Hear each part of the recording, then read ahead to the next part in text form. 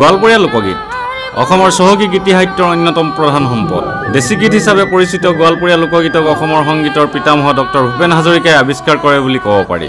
40ৰ দশকত তেওঁ গোৱালপৰীয়া ৰাজকুমাৰী প্ৰতিমা পাণ্ডে বৰুৱাৰ দেশী গীত শুনে আৰু মুগ্ধ হয়। ভূপেন হাজৰিকাদেৱৰ চেষ্টাতে প্ৰতিমা পাণ্ডে বৰুৱাই কলকাতা ৰেডিঅ' ষ্টেচনত গোৱালপৰীয়া লোকগীত বাণীবদ্ধ কৰে। পাছত ডক্টৰ হাজৰিকাদেৱে তেখেতৰ মাহুত বন্ধুৰে কথাছবিত গোৱালপৰীয়া লোকগীত ব্যৱহাৰো কৰে। আজি অসমত এই গীত জনপ্ৰিয় আৰু নতুন চামে ইয়াক আঁকোৱালি লৈছে। শুকুৰবাৰে গুৱাহাটী প্ৰেছ ক্লাবত চন্দ্ৰশ্ৰী চক্ৰৱৰ্তীৰ সোণাৰ বৰণ পাখি নামৰ শ্ৰব্য চিডিখন উন্মোচন কৰা হয়।